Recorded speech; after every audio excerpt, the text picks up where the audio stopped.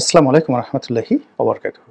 সম্মানিত দর্শক, বিএনপির সঙ্গে ডক্টর মোহাম্মদ ইউনূসের ব্যক্তিগত সম্পর্ক এবং দলীয়গতভাবে বিএনপির সঙ্গে বর্তমান অন্তর্বর্তীকালীন সরকারের যে সম্পর্ক, এটি পয়েন্ট অফ নো রিটার্নে চলে গিয়েছে।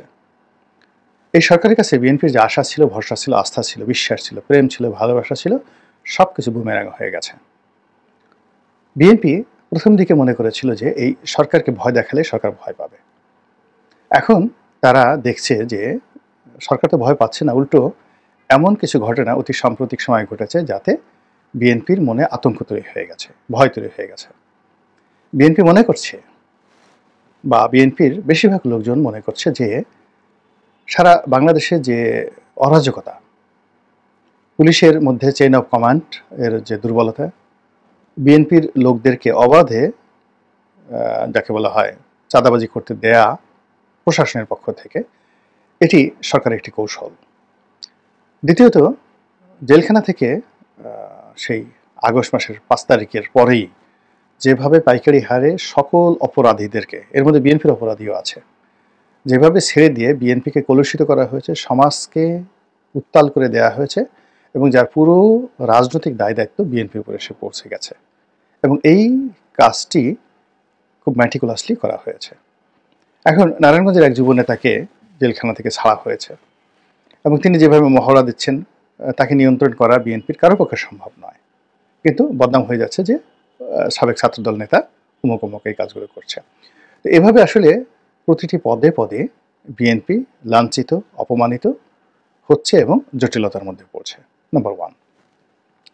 নাম্বার 2 হলো বিএনপির মধ্যে স্পষ্টতই ডিভাইড অ্যান্ড পলিসি সেই শেখ হাসিনার জমানাতে যেভাবে হতো একইভাবে এজেন্সি লোক ঢুকে গেছে, বিভিন্ন গোয়েন্দা সংস্থার লোক ঢুকে গেছে, ঢুকে গিয়ে এখানে নবীন এবং প্রবীণের দ্বন্দ্ব, বগুড়া ভার্সেস অন্য এলাকার দ্বন্দ্ব, বরিশাল ভার্সেস ফেনীর দ্বন্দ্ব, এরকম নানা রকম যে দ্বন্দ্ব এবং সংঘাত, এগুলো শুরু হয়ে গেছে।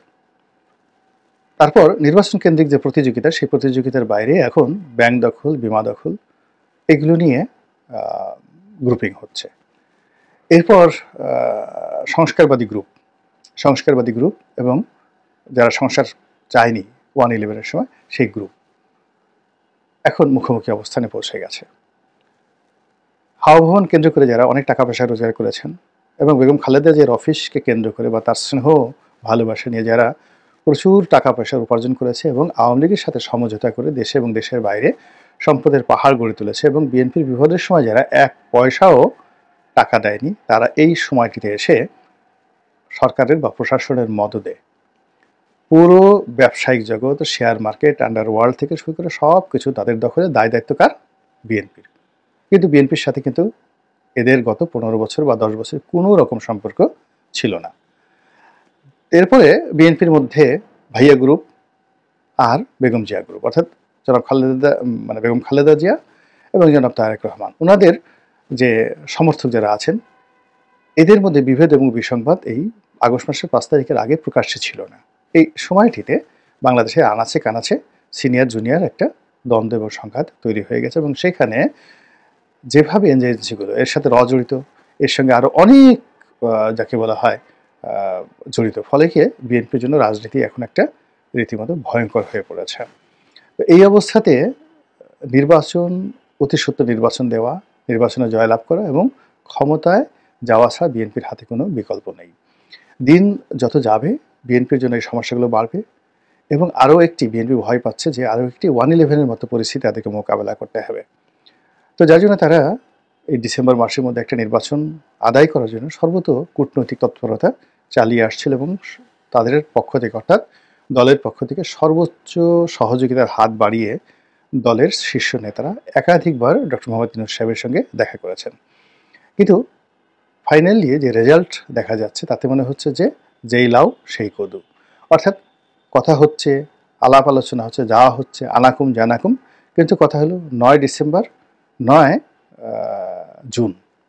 ডিসেম্বর হলে কম সংস্কার, এরপরে জুন হলে বেশি সংস্কার, তারপর আবার আগে স্থানীয় সরকার নির্বাচন, পরে জাতীয় নির্বাচন, তারপরে আবার বলা হচ্ছে যে এখানে কনস্টিটিউশনাল অ্যাসেম্বলি তৈরি করার জন্য, অর্থাৎ সংবিধান সংশোধন করার জন্য একটা নির্বাচন হবে আগে। এবং তারা একটা সংবিধান তৈরি করবে এবং সেই সংবিধানে সবাই স্বাক্ষর করবে। স্বাক্ষর করার পরে এই সরকার ক্ষমতা ত্যাগ করবে। ইম্পসিবল, অ্যাবসার্ড অ্যান্ড ইম্পসিবল বিএনপির জন্য এটা মেনে নেওয়া। এরপরে যেটা বলা হচ্ছে সেটা হলো একেবারে ডক্টর মোহাম্মদ ইউনূসের পক্ষ থেকে যে আগে জুলাই চার্টার হবে। এখন জুলাই চার্টার যারা তৈরি করবে সেই জুলাই চার্টারে রাজনৈতিক দলগুলো স্বাক্ষর করবে এবং ওটাই বিপ্লবী সরকার হিসেবে তাদেরকে বৈধতা দিবে, তাদেরকে সেফ এক্সিট দেবে এবং সেই জুলাই চার্টার নিয়েই এখন সবচেয়ে বড় ঝামেলাটা তৈরি হতে যাচ্ছে। ফলে বিএনপি মূলত মানে ১লা মে অর্থাৎ শ্রমিক দিবসকে কেন্দ্র করে বিশাল জনসভা করেছে এবং মানে এই ১লা মেতে সারা ঢাকার যে শাহবাগ থেকে শুরু করে পল্টন মোড় পর্যন্ত, পুরানা পল্টন মোড় থেকে একেবারে বিজয়নগর হয়ে তারপরে নয়াপল্টন হয়ে কাকরাইল থেকে একেবারে সোজা সেই ফকিরাপুল মোড় পর্যন্ত লোক আরণ্য ছিল পুরো সকাল। একটা গাড়ি ঘোড়াও সেখানে চলতে পারেনি। এখানে কেবলমাত্র বিএনপি নামেনি, এখানে আওয়ামী লীগের লোক নেমেছে, এখানে সমস্ত শ্রমিক সংগঠনগুলো নেমেছে, আরও অনেক অদৃশ্য শক্তি নেমেছে। এটা ডক্টর মোহাম্মদ ইউনূসেরকে একটা রেড সিগন্যাল দেওয়া যে আমরা রাস্তায় নামতে যাচ্ছি। এই হলো এক। দ্বিতীয়ত হলো যে বিএনপি বুঝতে পারছে যে অতি সম্প্রতি কয়েকজন সেনা কর্মকর্তা, তারপরে শেষে একজন উপদেষ্টা এবং বেশ কিছু সরকারি কর্মকর্তা যে কথাগুলো বলেছেন যা বিএনপির ঘুম হারাম করে দিয়েছে। সেই কথাগুলো হলো যে এই গত কয়েক মাসে যারা মব করেছে, যারা মামলার নামে মামলাবাজি করেছে, যারা চাঁদাবাজি করেছে, তাদের হালনাগাদ তথ্য তাদের হাতে রয়েছে। তারা যে কোনো সময় এদের বিরুদ্ধে অ্যাকশনে নামবে। বোঝার চেষ্টা করুন, যদি চাঁদাবাজদেরকে ধরা হয়, তারপরে যারা ভুয়া মামলা করেছে তাদেরকে ধরা হয়, যারা মব সৃষ্টি করেছে তাদেরকে ধরা হয়, তাহলে সারা বাংলাদেশে বেশিরভাগ ক্ষেত্রে বিএনপির নেতাকর্মীরা বিপদে পড়বে এবং এটা অনেকটা হবে এই অপারেশন ক্লিন হার্টের মতো। এবং সেই অপারেশন ক্লিন হার্ট হলে বিএনপি আর জিন্দিগিতে তাদের অবস্থা মুসলিম লীগের মতো হবে।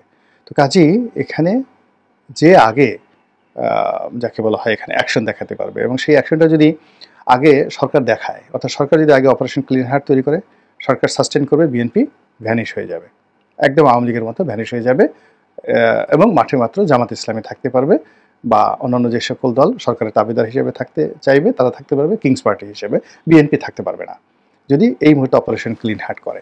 এবং সরকার সেই অপারেশন ক্লিন হার্ট করার জন্য যে প্রস্তুতি নিচ্ছে এটি আমি সেপ্টেম্বর মাসে বলেছি।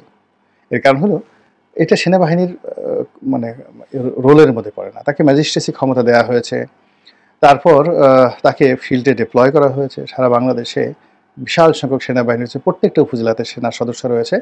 তারা বসে বসে শুধু তালিকা করছে, কথা শুনছে, দেখছে, কিন্তু কোনো অ্যাকশনে যাচ্ছে না। ইট মিনস তারা একটা বৃহত্তর অ্যাকশনে যাওয়ার জন্য প্রস্তুতি নিচ্ছে এবং সেই অ্যাকশনটা ডক্টর মোহাম্মদ ইউনূসের হুকুম হতে পারে অথবা ওয়াকারুজ্জামান সাহেবের হুকুম হতে পারে। যদি ইউনূস সাহেবের হুকুমে হয় তাহলেও বিএনপি ক্ষতিগ্রস্ত হবে, যদি ওয়াকারুজ্জামান সাহেবের হুকুম হয় তাহলেও বিএনপি ক্ষতিগ্রস্ত হবে মারাত্মক। অর্থাৎ এরকম একটা সেনাবাহিনীর যে অ্যাকশন বা যৌথ বাহিনীর যে অ্যাকশন চাঁদাবাজদের বিরুদ্ধে, আওয়ামী লীগের বিরুদ্ধে নয়। এখন যেটা হচ্ছে ডেভিল হান্ট।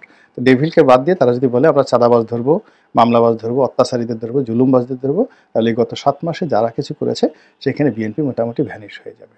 তার আগেই এ থেকে বাঁচার জন্য বিএনপিকে রাজপথ গরম করতে হবে এবং বিএনপিকে আন্দোলন নামতে হবে এবং বিএনপিকে স্পষ্টভাবে বলতে হবে তারা ডক্টর ইউনূসকে চায় না, তার পদত্যাগ দাবি করে। এছাড়া এই যে ফাঁদের মধ্যে বিএনপি পড়ে গেছে, এখান থেকে বিএনপির আর বের হওয়ার কোনো উপায় নাই। আর দ্বিতীয়ত তারা ডক্টর মোহাম্মদ ইউনূসের চলে যাওয়ার পর তারা একটা তত্ত্বাবধায়ক সরকার চাইবে এবং সেই তত্ত্বাবধায়ক সরকার অধীনে 3 মাসের মধ্যে একটা নির্বাচন হবে এবং আমাদের এই তত্ত্বাবধায়ক সরকার সংক্রান্ত যে রায়টা ছিল, হাইকোর্টের যে ভার্ডিক্ট ছিল বা যে অ্যামেন্ডমেন্টটা ছিল সেটা ইতিমধ্যে বাতিল হয়ে গেছে। বাতিল হওয়ার পর পুরনো যে তত্ত্বাবধায়ক সরকার ব্যবস্থা রিভাইভ হয়ে গেছে। আর সেই দিক থেকে ডক্টর মোহাম্মদ ইউনূস যদি এখন এই অন্তর্বর্তীকালীন সরকার, যেটার একমাত্র ভিত্তি হলো সুপ্রিম কোর্টের একটা রেফারেন্স, অর্থাৎ শেখ হাসিনা চলে যাওয়ার পর সুপ্রিম কোর্ট থেকে যে রেফারেন্সটা আনা হয়েছে সেটার ভিত্তিতে এই সরকার গঠিত হয়েছে। কিন্তু তত্ত্বাবধায়ক সরকারের যে ভিত্তিটা এটা আরও অনেক বেশি এবং সেটা